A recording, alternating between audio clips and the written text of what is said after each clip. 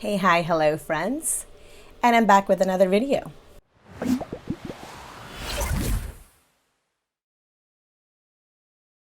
Hi guys, how are you doing? Sorry if I look a little bit greasy. It has been a whole day.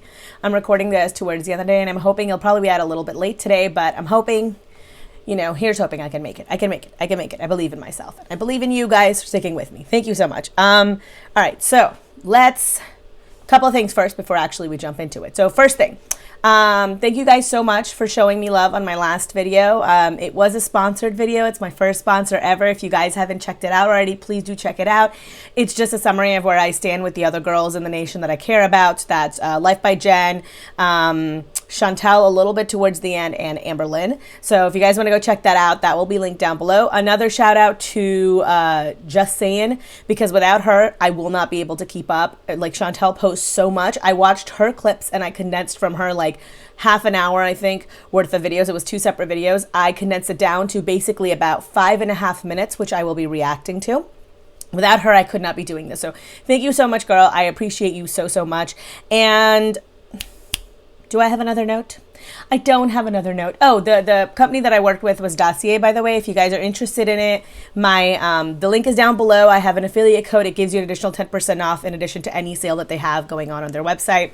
I'm going to be ordering some stuff. One of the perfumes that they sent me was like a Le Labo replication, and it's like comparable to Le Labo. I shouldn't say replication, and it's fantastic because I actually had the Le Labo perfume and like a very tiny sample. And it's so lovely. I'm so happy to have that perfume back in my life without having to pay the ridiculous amount of money that Le Labo costs. Anyway, long story short, hi, let's talk about Chantal. If you guys aren't aware of what's been happening, it is, of course, the middle part of her cycle, which is where after having broken up, she is now actively rewriting the history of what happened then, which means reframing the situation as less I had to leave because this man was abusive, more to we broke up, which is a very different situation, right? You can break up for a variety of reasons, but when you flee an abusive partner, you flee for basically just one reason, because they're abusive. The abuse can be varied, but and she's actively rewriting that. She's changed the narrative around what happened and why, so that she can now essentially make her way back towards, oh, well, we're maybe getting back together, we're just, not putting a label on it, we're still talking, let's see where it goes. We're keeping it easy and breezy right now, which happens basically once every fortnight. So I'm not concerned wouldn't be the right way to put it, but I'm not incredibly surprised. I am mildly concerned, but only mildly. There's only so many times that someone can wring sympathy and concern out of you before you just get to the point where you're just like, all right, you get what you get at this point, right? With all that said, let's jump into it. So she had 2 videos back to back. She's been using the term Beezing a lot. I think she's just been getting lazier with her title. So whenever she doesn't know what else to say, she'll just say Beezing. And so she had the McBeezing video, and then immediately after she had the Beezing video. And now I think she's gone live again. When I checked last, and it was like, come bees with me, or brought to you by Beezer Nation, or something. I don't know, some other title with the word Beezing in it. And so the 2 videos that I'm talking about today are McBeezing and Beezing. And once more, thanks to Just Saying, I've squished everything down together. And yeah, with that all said, let's jump into it. I'm bad? Why am I bad? What matters dinner? No. Hi, Jackie and Elena! So yes, I helped him with his video. We're not back together. We're not in a relationship. Double quarter? No, I don't. Not in a relationship. Someone has made this point before me, I'm sure, but there is no point of her being in this unless she gets to pretend that it's a relationship. Because there's 2 things that Chantal gets out of this, and one of them is much more important than the other. The less important thing is, of course, the physical affection, the sex, right? But that's the less important part. He will have that with her even if he doesn't give her anything else. The second part of it is the more important part, which is that she gets to pretend that he loves her. And that is the part that is much more important to her. So her going over there and just saying, well, we're not in a relationship, she is hoping that that's a very temporary state. And as we're looking at it right now, she's like, well, I'm just, helping him edit his videos. I just helped him edit a video, and she'll talk a little bit more about it, and I'll talk about it more then. But she's essentially giving him the thing that she uses to buy his compliance with her delusion online, right? So that's what she does. She'll say, well, look, I can help you get your channel to do better, right? Like, look how many audience members I'm sending your way. Look how much popularity you've gotten because of me. I can help you pay your rent. I can help you edit your videos. It is just another one of the ways in which she buys his compliance. That is not to say that, she is coercing him, because I definitely think that if we are to speak of who has the upper hand emotionally in this relationship, it is him. It is not Chantal. Chantal doesn't even know what she's doing with her own life. She can't emotionally manipulate somebody else into doing what she wants when she can barely function as an adult in her own place, So I think very much so that he has the upper hand in this situation. He knows exactly what he's doing, and she's basically just being pulled one way or the other. All she does in her entire existence is react. And that's all she's doing here too. She's reacting. She said, oh, well, this worked before, it'll work again. Not knowing that this is exactly what he wants. He's getting everything he needs out of this. He can get her to pay for his bills, to edit his videos, to upload for him, to mod for him, to edit his comments for him, to do all the things that he wants without having to give her anything in return, on the hopes that one day maybe he might. And the thing is that the ability for Chantal to pretend that everything is fine, part of it is for our sake, of course, but mostly it's for her own sake. Chantal cares more about whether or not it looks like she's happy, so that she can pretend to herself that she's happy, that she's fulfilled, For all that she likes to pretend that she doesn't want any of the other trappings of an ordinary life, so marriage, husband, all of those fun things. Maybe not kids, but a lot of the other aspects of a traditional life, she does want it. She doesn't want to be that boring old couple, but she wants to have that continuous proof of love that having a spouse provides, that having had BB and before that Pete's provided. Someone there constantly in her life willing to put up with her because they loved her, right? And that's what she's hoping for with him. Even if she doesn't get anything else out of it, she wants that. And just the idea that she might be able to get it, all he has to do is pretend for a little bit. And even if she has her suspicion, she's going to go out of her way to avoid thinking about it. She's going to go out of her way to pretend like those suspicions aren't real, because she wants it to be real. What's that saying? There's no one so blind as those who do not want to see. That is a situation she's found herself in. The ability to see past that implies the ability to want to be better, the ability to not live in this delusional state. Whatever your life is, but you can only change it for the better if you accept the current sad reality of it. And the current sad reality of it is that you are a middle-aged woman continuously trying to play out a make-believe fantasy of a happy relationship with an abusive man. And rather than trying to work your way out of it and become healthier mentally and physically, maybe, she wants to bury herself in that delusion, because doing the work to get there is hard. You need to buy into that, right? The concept of buy-in is very important. And she doesn't want to do that. She's not willing to ever make the effort for anything. So I said, if you help me take pictures for my Instagram, I will help you film your video today. And he fed me, so I filmed his video. Whatever. I mean, he fed you. Okay. Who bought the groceries for that meal? I wonder. How much did the groceries cost? For the meal that he made you, could you have gotten something comparable for less that cost? I'm just saying it doesn't seem like a very fair trade-off. Additionally, he's going to generate revenue off of that video that you helped him edit and upload, but you're not generating any revenue off of those pictures that you took for Instagram. Now, that's not to say that Instagram can't be a part of her channel, but her channel isn't growing. Those pictures weren't that great, and they weren't that many either. She put a few up, and we know Chantal, if she has more pictures, she would have already uploaded them. She has no ability to keep stuff for later on. She doesn't do like planning for the future in any way, shape, or form. Well, like I said, technically we're not like in a relationship. Facebook status is single. We're not in a relationship. But if you consider, if find it hard to just say, okay, we're not in a relationship anymore, and just like act like you're not. Do you know what I mean? So F buddies, kind of. I don't want to hate watch money anymore. Okay, sorry, I went a little bit further than I meant to. But she mentions that, you know, oh, well, you know, we're not really together anymore. We're just F buddies.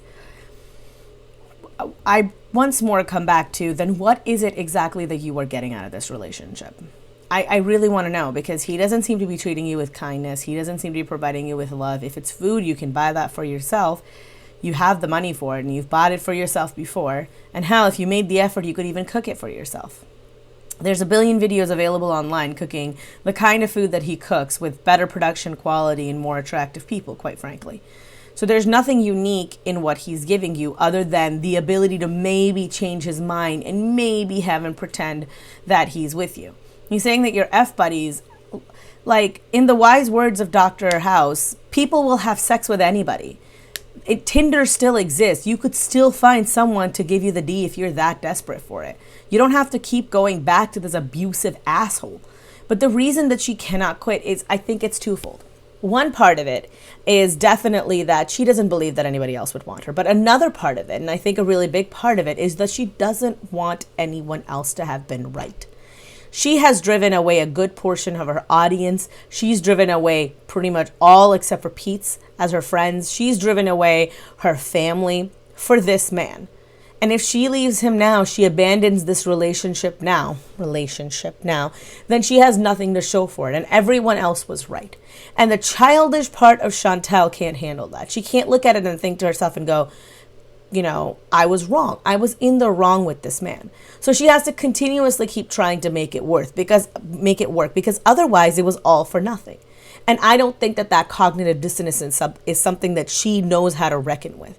And she's not willing to really work at it and work with a therapist to help resolve any of that either. For all that she has a therapist now and she's theoretically seeing them, please remember she's had 2, maybe 3 sessions with the therapist. And I'm telling you this from personal experience. When you have a therapist, the first few sessions are basically just there to establish a rapport. You tell them stuff. The therapist might share a little bit with you. They sympathize with you. They just let you vent. The hard work comes in once you build that rapport. For me, that came in about like 5 sessions in. And then it was talking about the deep, dark stuff, the difficult stuff, the parts where I was wrong. Because at that point, we've established a relationship. I feel like I can trust her. She has listened to what I have to say, and I feel like I've given her as much information as I can for her to have formed a logical conclusion, for her to have formed opinions. And it's not the same for everyone. I'm not saying that your therapist or Chantal's therapist will share the same belief, but I doubt that in 3 months, the therapist is giving her so much information that she couldn't have gotten it elsewhere. And even if the therapist has, in fact, started telling Chantal, hey, maybe have you tried this? Have you tried that? Therapists will give you almost like homework. It's things you have to work on by yourself at home. For me, one of them was like, note down every time you say something negative about yourself and say something positive. Try and look at it in a critical way and think about why it's untrue. And so that was like an exercise I had to do. There's other exercises that my therapist has given me. It's like coming up with different ways, like different activities in my life that bring me joy. Thinking of things that like 5 minutes, she's like, you have to find things that bring you joy in 5 minutes. So for me, it was like, okay, I bought like, a thing to foam milk with. And so I made myself like, London fogs. I like that. I like making like a cup of tea or a cup of coffee or something. And I bought myself the thing to make the milk foamy, and it made it fun for me. And it was just like 5 minutes that I would take out whenever I'd get too stressed, and it would be like a little bit of burst of joy that would help break that tension a little bit. But it's different things, and it works. Different things work for different people. You know, your therapist might tell you exercises, tell you to do things, follow up with things that maybe other therapists have not, but that's because that's what works for you. That could be what helps you. It doesn't necessarily mean it's going to help everyone. So when Chantal's sitting there and she's saying that her therapist, I want to keep trying to make this work, and that, he's, she's not saying that in S so much, where she's saying that we're F buddies. It brings me back to the idea of, well, you aren't trying really to work past this. You can't let this idea go, because otherwise it would mean other people were right and you haven't been in therapy long enough and aren't dedicated enough to follow it through to the logical conclusion that this man is toxic as hell. Like, at this point, I genuinely think that drinking WD-40 would be less harmful for her. I'm exaggerating. Nobody drink WD-40, please. I don't do it on purpose for hate watch money. Oh, I just let that quick clip in where she goes, I don't do this on purpose to bring in hate watch money. I do not believe that. I think that a lot of times she does stir up the pot because she's like, oh, it's going to get me more engagement, especially because I think that her core base of people who are watching her subscriber count is basically stagnated at this point. But I think that her core group of VIBs are starting to drop off and or turn one by one. And I don't think that she's gaining new VIBs as fast as she's losing them. And that hurts her income. You know, her rewatch on her streams might be okay, but I don't think they're nearly as good as she was doing before. And I do think that she is dead broke. There was a point that Milk Tea Reacts made in her most recent video, actually. She said that, Chantal said in her video that, a lot more people are broke than you think. A lot of people have money issues. And Chantal does do that thing. Milk Tea made this point that Chantal does this thing where she depersonalizes the issue, where she'll look at something and she says, well, everyone does it. We've seen her do that a lot with lying. Oh, you mean to tell me you've never told a lie before? Well, no, that's not what I'm saying. I've said that I've told small lies, but I don't lie and then tell people that I don't lie later on. I don't do that. I don't tell massive lies to deceive people. The only times really that I personally will lie is to spare someone's feelings. Someone's asking me if they look good in a dress. I don't give a shit. I'm going to tell them they look good in a dress, right? Or something to that effect. And the other time I lie is small, tiny little white lies. Most people aren't in the habit of habitually lying to others because most people don't feel it necessary to justify their actions. And that's why she lies. It's to justify her actions. She can't handle the consequences of the truth that she knows she's going to get. All the blowback she's going to get from her fans, from her family, from everyone. She can't handle that.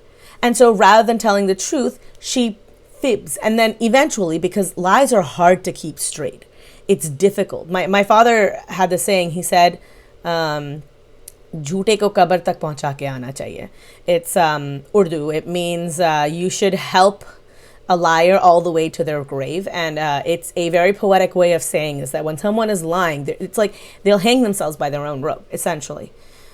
Because no liar can keep their lies straight forever. And people who they're like the con artists can, and even they get caught eventually. It's difficult to keep that many narratives in your head. And she tells them often enough that it's multiple lines. And she's shameless enough that she doesn't care if she gets caught. That's why it's why she's never ever going to be in a position where she's going to be on a good term basis with a lot of her audience. Needless to say, it's hurting her credibility, it's hurting her bottom line. And so when her bottom line really starts to ache, when she really looks at that number, that little box on her overview page in the YouTube studio, right? As a creator, when you log into YouTube Studio, you'll see there'll be a little box that says, oh, here are your new subscribers. Here's your watch time. Here's your estimated revenue. Whenever she sees that estimated revenue isn't where it should be for that month, then I feel like she'll start going in and she'll start stirring the pot. Because Chantal has bitten off a lot more than she can chew right now. I know I go through this cycle all the time. I hate it. I hate it so much. And I hate putting you guys through cycles where it's you hate me after. And I don't do it on purpose to make you guys hate me.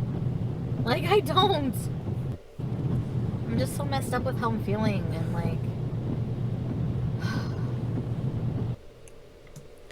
Okay. That's basically the end of McBeezing, and to the point of her saying that, she hates putting us through the cycle because, then at the end of it, they hate her. She doesn't hate that she cycles, and she doesn't hate that we hate her, but I do think she doesn't like the consequences, like I was mentioning before, of what comes with her pissing a lot of her audience members off. People have called her VIB comments like her hug box, and more of her ride and dies are starting to drop out. Like, has anyone heard from Annie P in a while? Like, there's a few other people in there who she used to be like I haven't heard from, like, Amna's another one, I think, who was her longtime viewer, and like we know what happened with Karate Joe, but there's a lot of people in there who used to come, they're like there for her all the time, and the longer this goes on, the less and less those people seem to be appearing in her chat. Which is not to say that I don't think that they're watching or that they're not there, but they don't seem to be interacting with her quite as much anymore. And so when she does something like this and she goes back to actively rewrite history, people will let you do it once or twice because it's easy to be mistaken, right? When, say you break up with somebody and you're still actively hurting, it's easy to go back and be like, oh, shit, yeah, maybe I was wrong in that situation. You might say some stuff in the moment, but then you go back and you reevaluate and you're like, you know what? That one was on me. I was wrong. It happens, right? It's healthy even to reevaluate things with a cooler head once a lot of the emotion has worn off. But when you do it repetitively and it becomes a pattern, then people can't take anything that you're saying seriously. So when she says that she's having, a good time with Nader and that they're in a healthy place, we don't believe her. When she says that she's broken up and it's done so, we don't believe her. And the thing with YouTube is that you pay for authenticity. People are here, they're engaging with you because they perceive you to be an authentic, real person. And the more you behave like this, the more it makes it clear to your audience that that's not true. That whether you're lying to yourself as well or not, you're definitely lying to your audience. And I don't think that we, her audience, matter to her enough really to really feel truly bad about it. She just doesn't like the consequences that come with it. Anyway, moving on to Beezing Part 2. What made me sad? I'm not sad, Liliana. I'm just... Crusty Tochi has nothing to do with that. It's mostly just... everything, Hi, Ivy. I'm just, I just have a lot going on. With, like, a lot of relationships in my life. I can believe that whenever she goes through the breakup part with Nader, that she then rebounds to being like, oh, well, let me try and reach out to my family and see if they'll want to talk to me. And I can believe the first few times, just like with her audience here, on YouTube, the first few times they gave her the benefit of the doubt. Probably even gave her the benefit of the doubt the next few times because they're more invested in her, because they love her and they want to give her a chance. But I think every time she goes through this cycle, and that if she reaches out to them the way I suspect that she does, and then eventually she backtracks on it because she wants to be together with him again, or even if they don't give her a chance and they're just like kind of grumblingly talking to her, and she's like mentions again that she's hanging out with Nader, I think that it puts a further and further strain on her relationship. And I trust and believe that if I was a mom, I would not approve of this man. Nothing anyone can do. I don't care what my daughter does. I would rather not have them in my life, because there comes a point where you have to look at the decisions the person is making and think to yourself, I think my presence there is causing more harm than benefiting them, right? My love and support here just seems to further encourage them to behave in ways that I don't think are ideal for them. And since I can't seem to make a positive change in their life, I don't know if I can be there to watch them slowly self-destruct, and you have to take a step away. And you guys are very kind, by the way, in pointing that out to me when I talked about Chantal and addiction in the past. So thank you guys for helping me grow.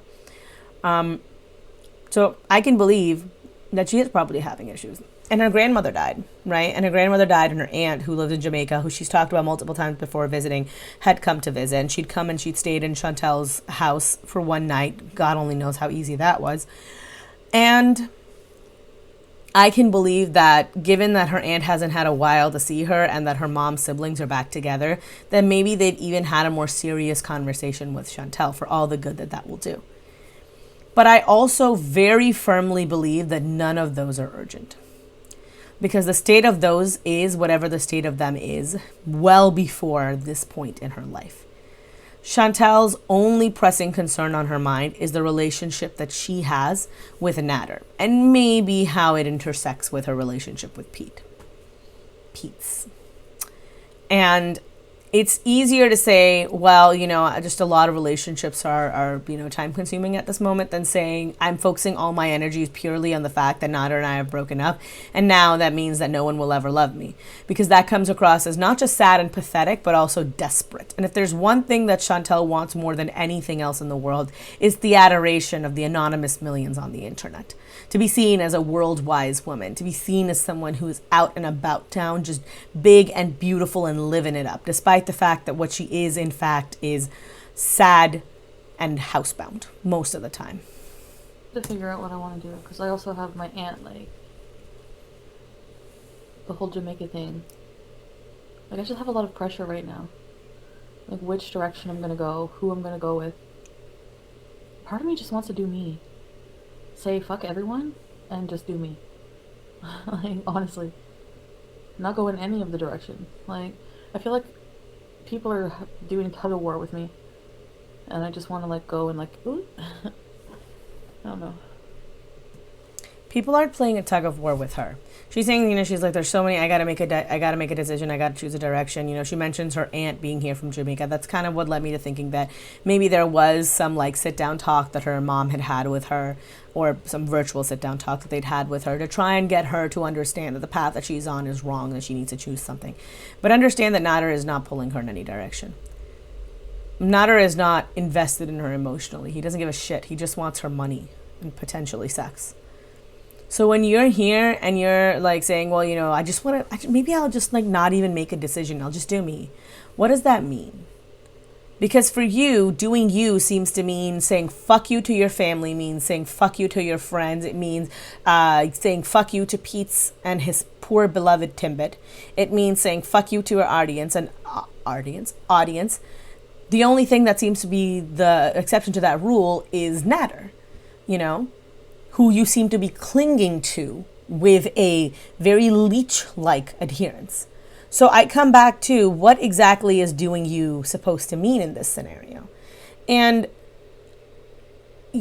choosing a path, understand the only person she's playing a tug of war with is her childishness and what her family wants from her.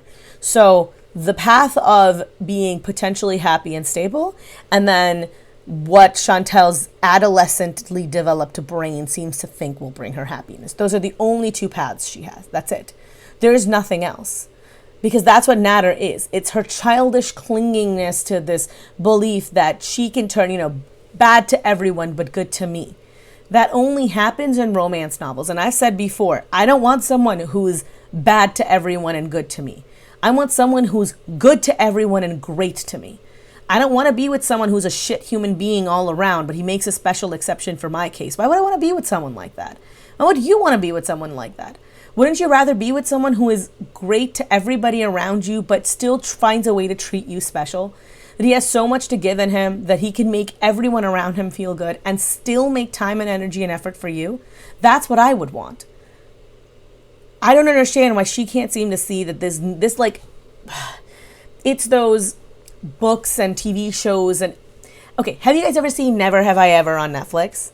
This is like, she seems to think that he is her Paxton Hall Yoshida, and he's not. First of all, Paxton's abs are amazing. I can say that because legally he's 28. But also, that is not that situation. He's not like the semi-aloof bad boy who's like making time out for you and he really seems to like you. Those are TV shows. In real life, people who tend to be jerks to everyone around them will also be jerks to you. Case in point. So, like, I don't know, some people might think that you don't love them or want to be around them because you need space from them. That's not true, I know that most people are going to read this as her talking about like Nader and maybe the Pete situation, but I actually think she's talking about her family in this case. She's talking very much so about the fact that, family and potentially Pete's. Because I think that despite the fact that she said, you're never going to make me choose between Pete's and you because Pete's will win every time, she was already about to leave Pete's. She was already looking forward to signing a lease. She was already looking to do all of those things. And I think that if Nader wasn't who he is and had held his temper a little bit better, I think that they would already be at that cabin, living together in unhappy bliss. So when you're looking at this and you say, well, I just need a little space from you, I don't think that she seems to realize that he's isolating her. And I don't think that she's really talking about Natter here. I think she's more talking about like her family and like how she's saying that she doesn't want to be around them or spend time with them, because I genuinely think that when there is a problem, your family will try and bring it up with you. They can't help it, right? People who love you will want you to flourish and thrive. And when they see that you're making a mistake, they're going to try and confront you about it, even if you don't want to talk about it at that time or any time. And I think that's kind of what's happening. Rekindle my friendship with Shannon? I need a good friend in my life. It won't be her. I'm never going to rely on her for a good friend, a good ear. I'll end up on FFG's channel. No fucking thank you. I mean, honestly, you're going to end up on FFG's channel regardless, at least as a topic of discussion. But when it comes to being friends with Shannon, now that bridge is burnt. It has nothing to do with what you want. Shannon doesn't want you in her life anymore because you were a shit friend to her. You drove her away, not the other way around. Let's be very, very clear on that. She might not have been perfect in her execution on what was happening at that time, but she was acting out of love for you. You were acting out of want for Natter, out of want of a delusion. You burned a friendship because you thought that this man was better. Like, that's like the worst thing I can think of. To burn a friend out of your life because you think that a man's D is going to be worth it. So even if you wanted to, that avenue is forever closed to you. And she knows this, which is why she said this, right?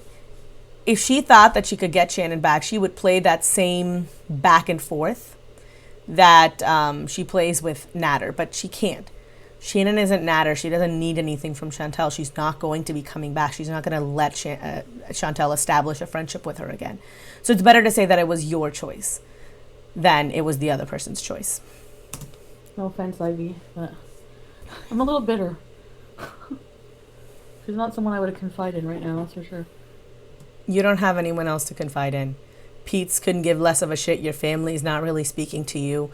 And for all that you claim you have internet friends, I have yet to see an actual one. So who does that leave you with to confide in? Your therapist, maybe, but once more, I have my doubts. And honestly, I don't like talking to girlfriend. I'm not that type of person.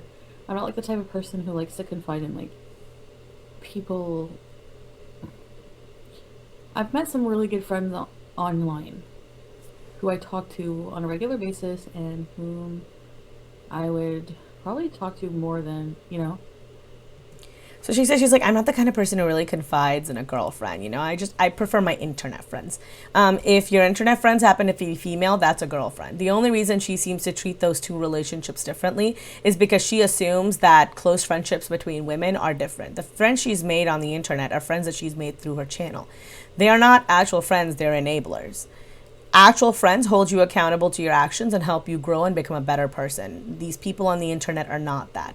As for, you know, you not wanting to confide, I'm not the kind of person who really talks to other women, you know. That's just her. I'm not like other girls coming through again.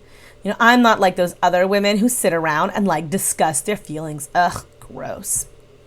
Whatever. Those other women seem to be thriving and doing well in their lives. Meanwhile, you are stuck where you are right now. So maybe consider that what you consider to be abnormal behaviors or odd behaviors are maybe the more healthy route. Having close female friendships, well, if you are a woman, is not a bad thing. In fact, in many cases, it can be a very, very good thing.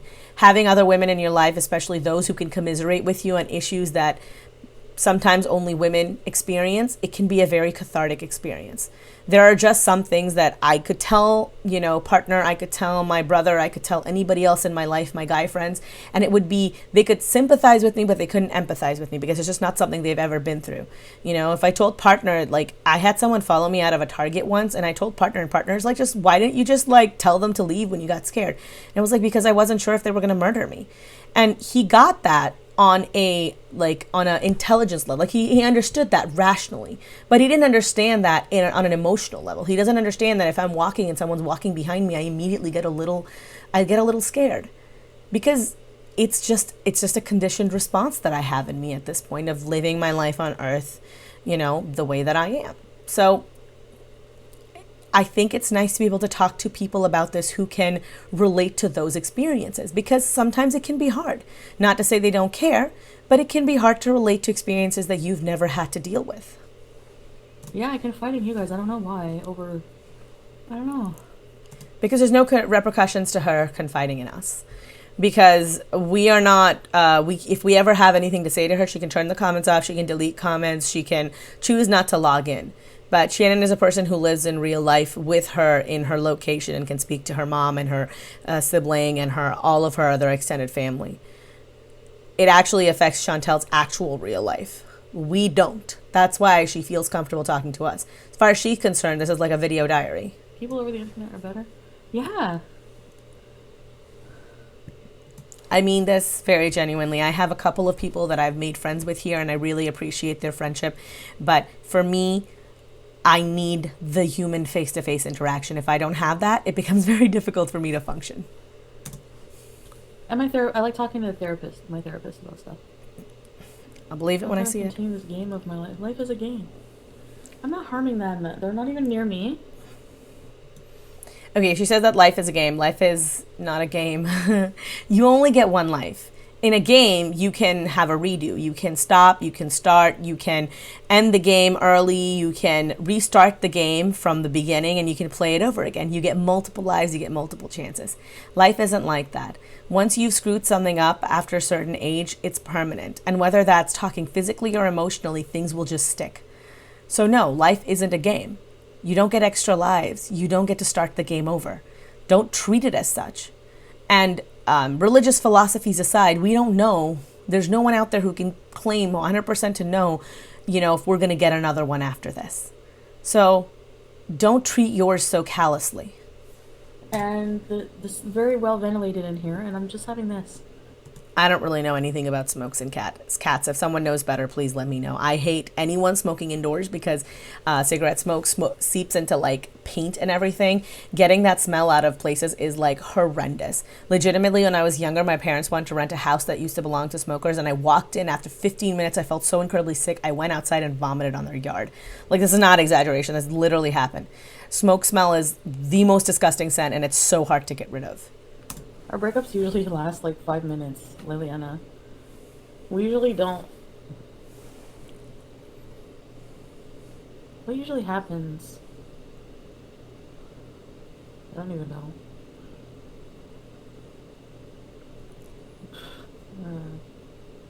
Usually him, Liliana, honestly. I would say calling.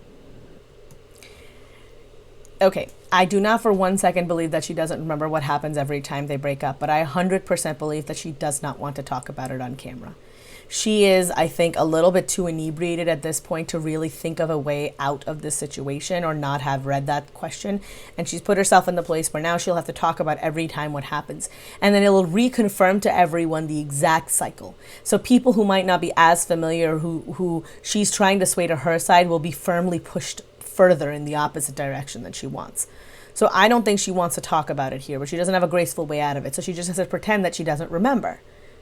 She doesn't want to remember, but I don't for a second believe that she doesn't actually remember. It depends though, but I feel like it's always me being mad. You guys actually think I'm not? Well, I mean, it is always you being mad because he doesn't care. He doesn't have an emotional investment into this. That's why it's always you being mad. I just sleep on the same floor with Pete. If it was that bad, I would be running for the hills. If somebody told me I cannot sleep on the same level, I would be no, I don't. Okay, so she says that she's sleeping downstairs. Someone says, oh, are you not allowed to sleep on the same level? I believe that she's not sleeping downstairs because she's not allowed to sleep on the same level. I think she's just too lazy to get up and go upstairs, and she's a little too high, so she just sleeps downstairs. No, Liliana, it just sounds like very extreme. And yeah, saying you can't have contact with somebody is extreme too. And yet she's still thinking about accommodating him. And yet she's still thinking about accommodating him. I understand if he didn't want to see, hang out with, BB or, well, let's say you had a new boyfriend. They wouldn't want you to hang out with your ex, right? I hate that she put that in there because that is her actively trying to justify it. Yes, Sometimes people aren't comfortable with it. But you know what it is in that case? They sit down and they have a conversation. They tell you, hey, look, these are my boundaries. This is what I feel comfortable with. This is what I don't feel comfortable with. This is what, would make me feel more secure. And they talk to you like adults. They have a reasonable conversation. They don't say, hey, take me to your house. Drive me over there so that I can have a fight with your roommate in the parking lot of your house. That is not the rational way to behave. They don't scream at you walking after you down the street. If partner didn't like something that I was doing, which often happens because I am a person and I'm annoying a lot of times, he will talk to me like an adult and tell me, hey, don't do that. Other people in my life, friends, siblings, if they don't like something I'm doing, they will talk to me. They will tell me. They don't just arbitrarily decide one day for me and then scream at me if I disagree. That's the difference. That it's not wrong. The request isn't wrong. His delivery of it very much is. And he himself as a person is not right for you. I don't know if he's right for anyone, but he's definitely not right for you. My edibles are kicking in. Poor Pete. That I left a little edibles bit in there so you know where my thought was when it came to her not wanting to sleep on the same floor as Pete. It's got nothing to do with that, everything to do with the fact that she's high and she's too lazy to walk upstairs. Chantal is nothing if not lazy. That will be it for my video for today. I had a little bit to say. It wasn't as long as normal, but it was shorter clips. It was 2 videos at that. Look at me, ma, covering multiple videos at once. Thank you guys so much for watching. Like, subscribe, all of those fun YouTube-y things. Give me a thumbs up, give me a thumbs down, comment down below. Social medias are all there. Instagram, Twitter, you guys all know the deal. Patreon, if you want to become a patron, please do consider it. I'm back and I'm making videos more on a consistent basis now. It happens. And I wanted to say a special thank you to my patrons, my $25 patrons, Oceana Song and D. Higgins. Thank you guys so much. I really appreciate you. I know I keep saying it, but I'm working on getting the sound equipment working. I've actually had to scrap an entire video because I could not get that equipment to work properly. I don't know what I'm doing wrong. I don't know, something. But yeah, that will be it for me. And as always, I'm Jasmine, the sequel, and I am not relatable. Peace. A special thank you to my patrons, Acrophobe, Ariel M, Christina, Courtney EP, Dainty B, Lori H, Sidra Z, Colleen L, Debbie E, Just a Jude, Kate O, Sonia P, and a special thank you to my $25 patrons, D. Higgins and Oceana Song.